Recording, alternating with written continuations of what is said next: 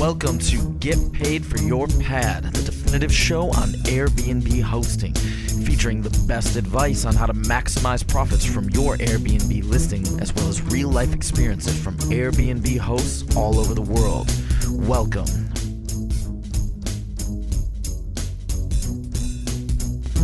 Get paid for your pad. Get paid for your pad. Get paid for your pad. Get paid for your pad. Get paid for your pad. Get paid for your pad. This episode is brought to you by Hostfully, a company that helps you make beautiful guidebooks for your listing. Make your own at hostfully.com/pad. And as a special for Get Paid for Your Pad listeners, you get a free guidebook consultation after you make your guidebook. Welcome everybody to a very special episode of Get Paid for Your Pad, because we're going to do something new. From now on, every Thursday, we're going to have an episode in which I discuss the news around Airbnb that came out. And I will always have a guest. And a lot of the times it will be David, the co-founder of Hostfully. David, how's it going? Hey, Jasper, it's going pretty well. Thanks for having me. Looking forward to doing this with you. Yeah, I'm excited too. I'm really excited. This is fun. We figured, everybody wants to know what's going on with Airbnb, and instead of setting up Google alerts or scrolling through all these different articles on the internet, you can now just listen to this episode, and we'll keep you up to date. We'll do our best to pick the most interesting news stories that came out during the week, and we'll share and discuss, and we'll see how it goes. This is new for us as well, but I think we've got some really interesting topics to talk about.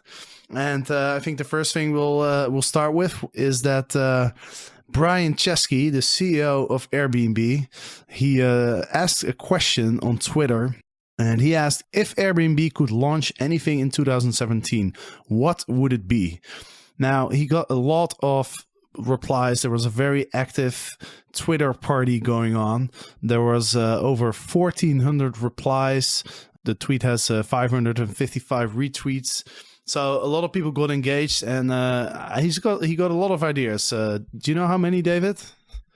Oh, he got tons, and it was some great press for him beyond the Airbnb world, but everyone in the business world is talking about how it's a great way for a high-level CEO to stay connected with all his users. Right, because he stayed on the platform on Twitter for hours, and he was really talking one-on-one to lots of people. He was responding to all the different suggestions. He was joking around with people. It seemed like a pretty fun thing. Lots of great ideas were presented, and we got a nice little glimpse into what's in store for 2017 and beyond. It seemed like one of the most popular ones is loyalty program requests. So people who stay at more traditional hotels, after a certain amount of nights, they get a free night. And that's not the case with Airbnb. So he acknowledged that was a popular request, and we'll see if they're going to add some loyalty program this year. That would be pretty sweet. That's a very good addition. And yeah, I've heard people request this before. What are some of the other main ones that you saw? Well, some outside of the box ones, some people were suggesting payment by Bitcoin. And I know of some other companies where it's pretty easy to do. They accept the Bitcoin payment, and then they immediately have it converted to cash through another service. So they always have cash. They're not really dealing with Bitcoin. So it could be easy to implement and could get a lot more users on board. Some other cool ideas, some improvements for search, some group travel updates, like splitting the cost amongst guests. So Jasper, if you and I were going to have an adventure somewhere and make it easy to pay, that's something that Uber has done. For example, with getting lifts there, you can split it with people you're sharing rides. Yeah. So they seem pretty interested in that. Yeah, I think that's a really good addition. Because I actually have guests sometimes that have problems with the payment. Like somebody wants to pay for the whole group, but the amount is too high, especially people from lower income countries.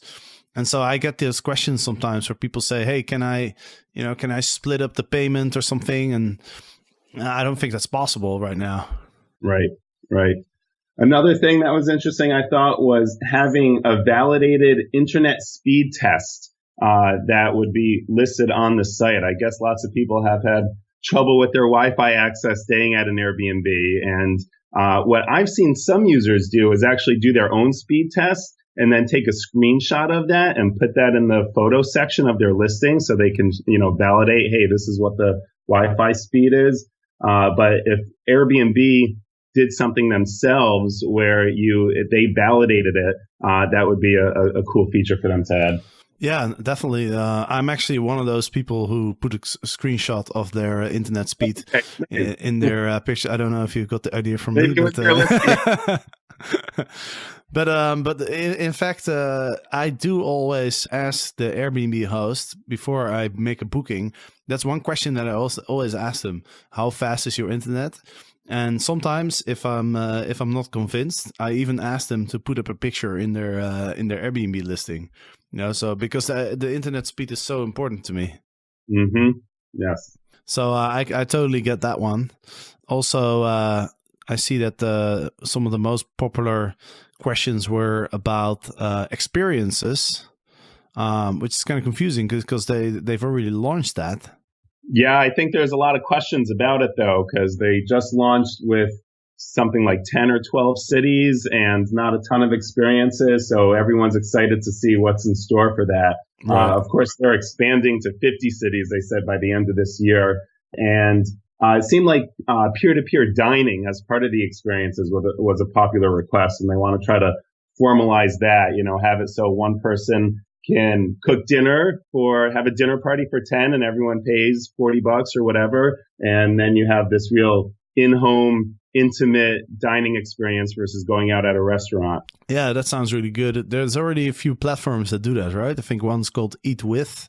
Yes, and at the Airbnb Open a couple years ago, they had partnered with one of those too, so we all could eat in different people's homes. So I don't know if they're going to continue that partnership or if they're just going to try to make it in-house, a feature that they create themselves.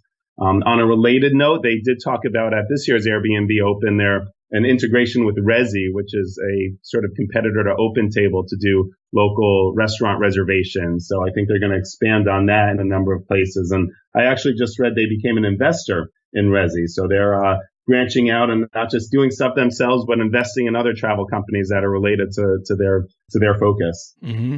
Right. Have you created any experiences yet in San Francisco or? I have not, no. And I don't think individual hosts can just sign up and create and offer an experience right now. I think it's being highly curated. So Airbnb themselves are seeking out unique situations, whether it's some guy who's doing a special tour or has some special, an artist who's making something in their gallery, but it's not like Airbnb, where anyone can just add a room.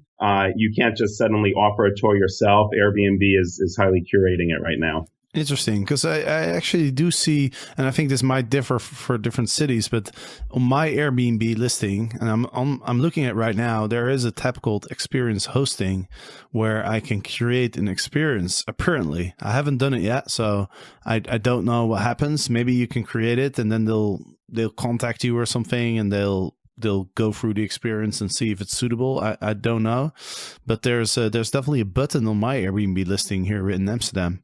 Well, go for it. Let's see what happens. Yeah, exactly. There's only one way to find out. Yeah, that in-destination experience, though, seems to be a big focus for this year with the experiences in general, whether it's a tour that's just a few hours or a tour that lasts multiple days, or the peer-to-peer dining experience. They also seem to have a focus on putting some meetups in where they can connect travelers that are in the same area, having them be all, able to get together and hang out. One quote of his too was machine learning to build a better virtual assistant. So it seems like they're working on creating a virtual concierge of sorts that will make targeted recommendations to the guests. That sounds very cool. I see Airbnb designed hotels. That's an interesting one. And then somebody wants to have an Airbnb on Mars. And Brian Chesky's response to that was working on it. Not joking. Yep. So that would be cool. Well, it's cool if you can stay at an Airbnb on Mars, but the question is, how do you get there? I mean, Airbnb also is planning to get into Flights. the travel space, right? The flights. Yeah, exactly. So maybe Airbnb will offer a flight to Mars and then an accommodation on Mars as well. Yeah, they're really kind of shooting for the stars, no pun intended, with some of their expansions that they announced at the Airbnb Open, and flights being one of them, and rental cars being another. Who knows what exactly that's going to look like? Are they actually going to have their own airline? Are they going to partner with another airline? It seemed like in the Twitterverse, in the conversations, he almost made an unnecessary dig, in my opinion, at some of the longer-standing travel companies like Amadeus and Galileo. He said the reason tools are so bad is they have to connect to a 1970s GDS software system. GDS is Global Distribution System, and these are big companies that kind of power the likes of Expedia and Kayak, and they're very tech savvy. And it seems like he's almost going to battle with them right away. So we'll see how flights and rental cars take shape, and if he can walk the walk. Yeah. It'd be nice though, so you can basically just book everything on the Airbnb platform. You don't have to go anywhere else. Yes, hence their hopes of being a lifestyle brand. Anything else that you saw that you think is worth mentioning? Finally some host tools. We haven't really talked about that, but there's some improvements for hosts. One thing he commented was a landlord integration tool. Not exactly sure what that means, but for those hosts that where there's a landlord-friendly operation, having some more integration and communication with the landlord. He mentioned improvements to dynamic pricing, which is always a hot area to talk about, and also a host supply store, which would be interesting. I'd love for there to be a Airbnb store where, as a host, there's products that I can buy that would help my guests out. Yeah. Absolutely.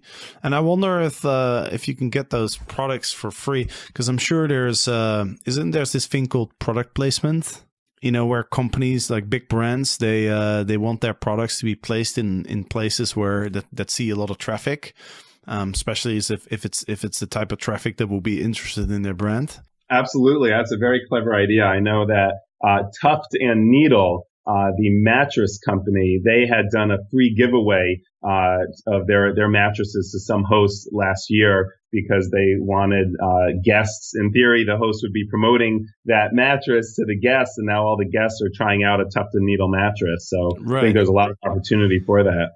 Yeah, I think that's not a bad idea, because if you have a full-time Airbnb, you might have up to maybe let's say 50 bookings a year, or maybe even 60, 70 bookings. And let's say you have 4 people, that's like 200, 250 people who try out your mattress. That's quite a lot of people. And then also it's very highly, if you give the host a free product and the host enjoys using that product, then he's really going to recommend it to the guests as well, right? So there's a lot of value there. Exactly, whether it's sheets or a mattress or coffee or umbrellas. Here it's raining hard in San Francisco now. They really can run the gamut of what they can be offering to tourists who need something while they're on vacation.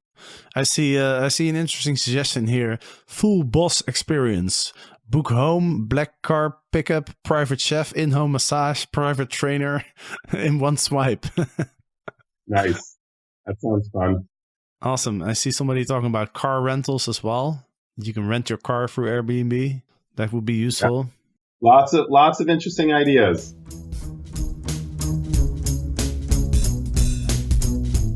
Host, I can't emphasize how important it is to share recommendations of things to do or eat near your listing beforehand. Your guests won't have to go through TripAdvisor, Foursquare, or Yelp. They won't have to scratch their head and think about possible places right in the moment.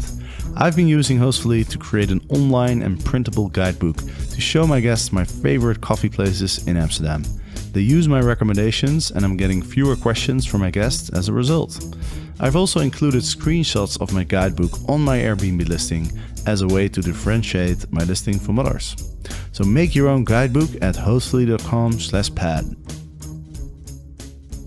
Awesome. Well, let's move on to the next topic for today. which is, let's talk about an article that came out on Yahoo on Finance. It's called "The Big Reason Why Airbnb Terrifies the Hotel Industry." Well, first of all, let's talk. Do you think the hotel industry is worried about Airbnb? Sure.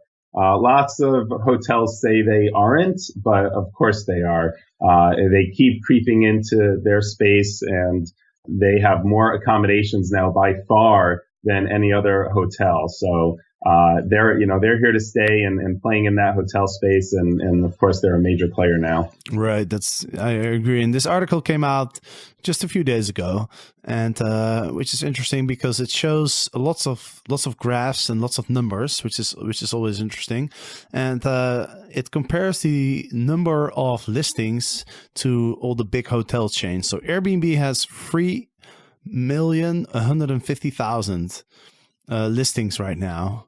And are those all active listings? Or I don't know if they count all the listings that aren't really active in that number, but at least over 3 million. That's a lot of listings, and it's been growing very quickly over the last few years.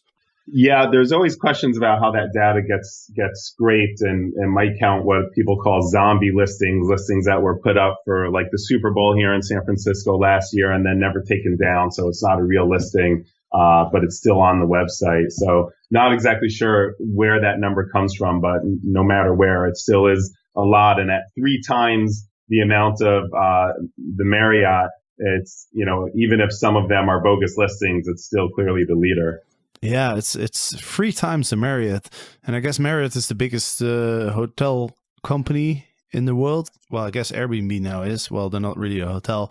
But it says Hilton has 800,000. That's a lot, though. 800,000 rooms in Hilton hotels around the world. Mm-hmm. Wow, there must be a lot of Hilton hotels. IHG is up there. Wyndham, Choice, Hyatt. But those are all much smaller. So, yeah, I guess that is something to be worried about. The next graph shows a survey on, where people would be staying if they wouldn't be staying in an Airbnb. So they've asked people if Airbnb didn't exist, where would you stay? And then 43% answered mid-scale hotels. So I guess that's sort of the niche within the hotel industry that should be most worried about the Airbnb concept. Yes, right now at least, because oftentimes you can find a more affordable accommodation on Airbnb. So people who would stay at a mid-scale hotel would choose the Airbnb instead. In upscale, a lot of the upscale hotels say, "Oh, we're not worried about Airbnb at all." But still, I think that those numbers are going to change as well as Beyonce and Mariah Carey and all these celebrities post thank you Airbnb after they stayed in a $20 million home that was on Airbnb. There's a lot more upscale accommodations that are appearing there as well. That's true. Yeah, that's absolutely true. Because right now it's only 4% of Airbnb guests that say that they would stay at the upscale hotel. But that can change. One other thing I found interesting with that was this report. It said that 1/3 of the listings are private rooms, implying that the other 2/3 are complete homes. And Airbnb's original model, from the roots of Brian Chesky and Joe Gebbia's first Airbnb listing was an extra room in their home. And they've really pivoted to the home away VRBO model, and they've gotten a lot more listings that are just complete private units. And not a lot of people realize that, I think. And here it says the majority of their listings are actually private accommodations. Right. Okay, so it's because I always thought that there was more private rooms than entire apartments. That's not what this report says. This report says 1/3 are private rooms and the rest are whole apartments or homes. That is interesting. So right now, Airbnb is valued at $30 billion, it says, which makes it the second highest valued startup after Uber. That's a lot, 30 billion. And here's another question for you. Like, there's always been this talk about Airbnb going for the IPO. What are your thoughts on that? Oh, well, clearly they're positioning themselves for that. I know they hired a CFO, I think last year, who has experience in that area to get them ready for that.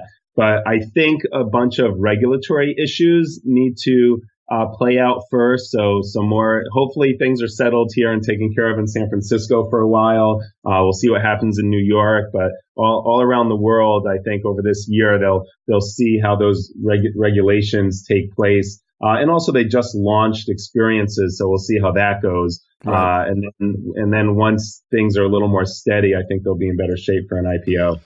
Another interesting fact in this report is that they say 17% of Airbnb listings are available 360 plus days per year, 60% over 270, and 78% over 180 days. And that's interesting because a lot of cities have adopted regulation around Airbnb where you can only rent out for 60 days or 90 days or 120 days. So it's interesting to see that 78%, so the vast majority of Airbnbs are available over 180 days a year. Yeah, there's, I think, a lot of problems with those numbers. First of all, when you say a lot of cities have, I'm actually curious how many cities, if anyone has a running tally anywhere, because in terms of the number of cities in the world versus the number of cities that actually have regulations, it's probably just really a handful. They just get all the press, like San Francisco and New York. It also didn't talk about what types of listings those were. So are they private rooms but a shared home? In which case, sure, someone has an extra bedroom and they're renting it out 360 days a year. They're not necessarily taking a whole apartment off of the market, which is a lot of the concern in some cities. Right. Yeah. But that was 33%. And then another thing they said related to that, supplementing that data, the report found that around 40% of the listings in the 10 major cities tracked by the report have hosts with multiple listings. And that's kind of implying that they have multiple addresses. And I know many people, like myself, for example, who have one address, but multiple listings. Like I have an extra room when we're here that we rent out. And then when we go on vacation, we rent out our whole home. So they don't take that into account when they do some of this data. All right, let's jump to the next topic. There's an article on Skift that talks about the prices for Airbnb accommodation and hotel rooms in Washington, D.C. around the Trump inauguration. And they're showing some pretty crazy numbers there. I'm looking at it right now. The average for January 18th to 23rd, the property average on Airbnb is $858 versus between January 11th and January 16th, because the inauguration is on the 19th. And the week before that, it's only $200. So it's a 4x increase, which is quite extraordinary. Yes, that is outrageous. But the hotels are probably gouging people even more. So Airbnb hosts are finally getting a little smarter. One thing that I remember the hotel industry, going back to your question earlier about if the hotel industry is worried about Airbnb, one thing that it stopped them from doing is being able to gouge tourists during big conferences and events going on because of the huge supply that Airbnb brings. So Airbnb hosts are getting a little bit smarter. I'm curious to see on Inauguration Day how many listings are still available. Right. Anecdotally, last year here in San Francisco for the Super Bowl, everyone was like, oh, I'm going to charge an outrageous amount of money. And there were all these new listings. And it actually ended up there were a lot of open listings because the supply got so large. Everyone thought they were going to make a killing that a lot didn't go book. So We'll see how things happen in the end. Yeah, exactly. Yeah, once it gets some publicity that you can charge a lot of money for these events, then people get interested, and suddenly you see a lot of supply. But it also kind of highlights the importance of adjusting your prices to demand, which still a lot of hosts don't do. So I'm sure you can get good deals if you're early, because some hosts, they just charge the same price for every single day in the year. Mm-hmm. So I'm sure there's, who knows, there might still be a few deals out there. All right, the last topic that we'll get into is Airbnb dives into live 360 video on Twitter and Periscope. It's an article in the adweek.com. Honestly, I haven't really read the article extensively, but and I don't understand exactly. I heard of Periscope. Do you know much about this? It's kind of like the new Facebook Live and Twitter Live as well, where it's just allowing people to, kind of live broadcasting. And this is with 360 degree as well. So it's taking the live broadcasting one step further. Okay, but is that a special type of video, like 360 degree? Like you can see all around, because I know you can do these pictures now on Facebook where, instead of just seeing a picture, you can move the picture and you can see what's around it. Yes, exactly. And on a related note, some hosts who are listening to this should look into Matterport, which allows you to take 360 degree film of your home, and then you can put that up on your listing so people can get like a nice virtual tour of your place. It's real popular for rentals and sales as well, and it's getting more popular for vacation rentals. Talking about videos, wouldn't it be time for Airbnb to have a video feature on the platform where you can just record a video of yourself walking through the apartment and putting that up instead of the picture gallery? Yeah, that would be pretty cool. I don't think they do that, do they? No, I was wondering why not, because you can upload a video on your profile, but nobody looks at the profiles. So I don't know if that's very useful. But I was thinking, I don't know, there must be a reason why they haven't done it yet. Maybe it has to do with the loading speed of the website or something. I don't know. Maybe. But as far as this live 360 video stuff on Twitter and Periscope, they have a schedule for free video follow, so you can tune in. There's one session is called Cameroon Fusion in London. Users will witness firsthand how to cook a Cameroonian feast with Airbnb host Karine, Friday, January 6th. So this is actually a few days ago. But anyway, it seems like they're going to do more of these. So when you're a host and you have a party, you hold a dinner or something, you record it live on Periscope or Twitter, and then I guess Airbnb will promote it. There's a small contradiction in that their big focus is on experiences and living there, and now they're kind of taking those experiences and bringing them to people who aren't there experiencing. Right. That's true. That's true. That's pretty funny, actually. Well, I think we're already been talking for almost 30 minutes, so I think that's it for today. So that went by very quickly. Before we started recording, we were discussing how many articles we should prepare. But my experience is once you start talking, time flies. Anyway, so thanks for tuning in, David. I hope to see you again next week. Jasper, that was a blast. Let's do it again. All right, sounds good. So for all the listeners, every Thursday from now on, we'll have one of these news episodes live for you. And of course, the regular episodes on Monday will also be there, where it's the old model, interviewing people, hosts, co-founders of apps, etc. So tune in on Monday as well, and hopefully we'll see you next week. Thanks for listening, and have a good one. Bye-bye. Airbnb hosts in the US who want to maximize their profit, pay attention, because Everbooked can help you do this. Everbooked provides nightly optimized pricing, a comparison tool that shows you where your competition is at, and a market reports tool that gives you the bigger picture and tells you where the best places are to invest. Sign up now for Everbooked and use code GPFYP to get the first 3 months for free. Get paid for your pet. Get paid for your pet. Get paid for your pet. Get paid for your pet. Get paid for your pet. Get paid for your pet.